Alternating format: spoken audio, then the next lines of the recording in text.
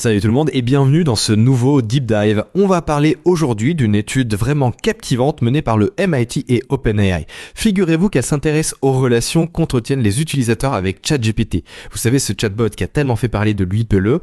Eh bien, avec ses 400 millions d'utilisateurs par semaine, l'étude révèle que certains d'entre eux, et c'est là que ça devient intéressant, développent une véritable connexion émotionnelle avec l'IA. On va décortiquer ensemble ce phénomène surprenant pour comprendre comment il se manifeste et surtout ce qu'il pourrait signifier pour chacun de nous. Accrochez-vous bien parce que les découvertes de cette étude sont assez fascinantes, voire même un peu inquiétantes. Ce qui saute aux yeux dès le départ, c'est l'ampleur du phénomène. On parle de millions d'utilisateurs qui interagissent quotidiennement avec ChatGPT. Alors bien sûr, la plupart l'utilisent comme un outil, un assistant virtuel très performant. Mais une minorité, loin d'être négligeable, développe des liens affectifs très forts avec ce programme. Pour analyser ce phénomène, les chercheurs du MIT ont mis au point des outils d'IA appelés émoclassifiés V1. Des classificateurs d'émotions. Exactement. Ces outils décortiquent le langage des utilisateurs pour identifier les marqueurs émotionnels présents dans leur conversation avec ChatGPT. Et là, surprise, les utilisateurs intensifs, ceux qui utilisent ChatGPT très régulièrement, présentent 2 fois plus de ces marqueurs que les utilisateurs modérés. C'est fascinant. On a vraiment l'impression que ChatGPT devient plus qu'un simple outil pour certains. Absolument. Et ça va même plus loin. L'étude révèle qu'environ 10% des utilisateurs considèrent ChatGPT comme un ami. Ils ressentent un véritable manque quand ils ne peuvent pas l'utiliser. Un ami. Mais ChatGPT n'a pas été conçu pour ça. Vous avez tout à fait raison, contrairement à des applications comme Replica, qui sont spécifiquement conçues pour simuler une relation amicale, ChatGPT est avant tout un outil de traitement du langage. Pourtant, certains utilisateurs projettent des émotions et des sentiments sur cette intelligence artificielle. Et le mode vocal de ChatGPT, est-ce qu'il joue un rôle dans ce phénomène? C'est une excellente question.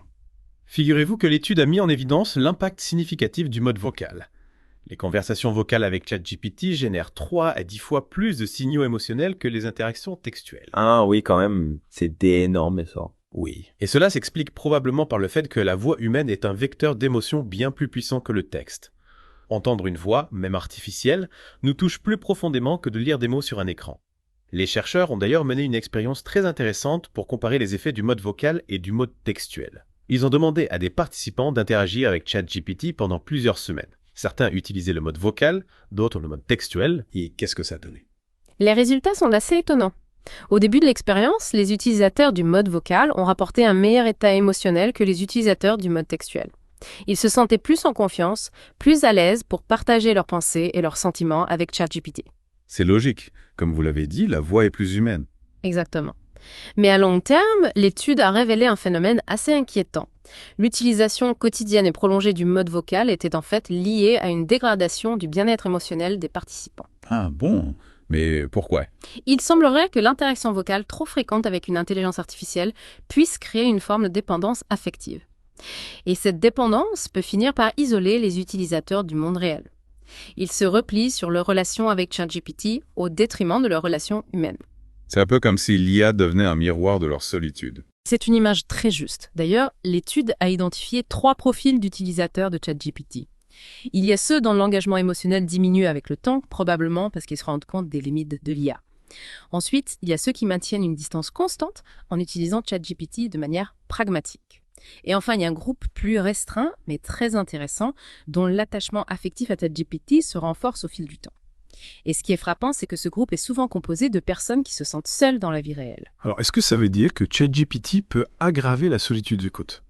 C'est une question complexe. L'étude a mis en évidence une corrélation entre la solitude préexistante et la présence de marqueurs affectifs dans les conversations avec ChatGPT.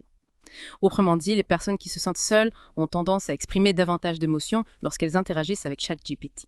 Mais il est difficile de dire si c'est ChatGPT qui aggrave leur solitude ou si c'est leur solitude qui les pousse à se confier davantage à l'IA. On est un peu dans un cercle vicieux. Alors, c'est possible. Il se peut que certaines personnes, en se repliant sur leur relation avec ChatGPT, s'isolent encore davantage du monde réel. Et cette isolation peut à son tour renforcer leur dépendance affective à l'IA. C'est un peu effrayant quand on y pense. Oui, mais il est important de nuancer ces observations. L'engagement émotionnel profond avec ChatGPT reste un phénomène rare, concentré chez une minorité d'utilisateurs intensifs et surtout parmi ceux qui privilégient le mode vocal. Donc ce n'est pas une généralité. Exactement. De plus, il faut garder à l'esprit que l'étude a été menée auprès de participants américains anglophones. Il serait intéressant de voir si les mêmes résultats se retrouvent dans d'autres cultures. Oui, et il faut aussi souligner que l'étude met en évidence des corrélations, mais pas forcément des relations de cause à effet. Tout à fait. Il est possible que d'autres facteurs, comme la personnalité des utilisateurs ou leur contexte social, jouent un rôle dans leur relation avec ChatGPT. Donc si on résume tout ça, ChatGPT est un outil formidable, qui peut être très utile au quotidien. Mais il est important de l'utiliser avec discernement, en étant conscient des risques de dépendance affective, surtout en mode vocal. Absolument. Et je pense que cette étude nous invite à réfléchir à notre rapport à l'intelligence artificielle de manière plus générale. Sommes-nous prêts à accorder une place aussi importante à des machines dans nos vies? Quelles sont les limites à ne pas franchir? Ce sont des questions essentielles auxquelles nous devrons répondre dans les années à venir. Et vous qui nous écoutez, avez-vous déjà ressenti une forme de proximité avec un chatbot? Est-ce que vous pensez que l'IA peut remplacer les relations humaines? N'hésitez pas à nous faire part de vos réflexions dans les commentaires. Merci de nous avoir suivis dans ce deep dive. On se retrouve très bientôt pour une nouvelle exploration.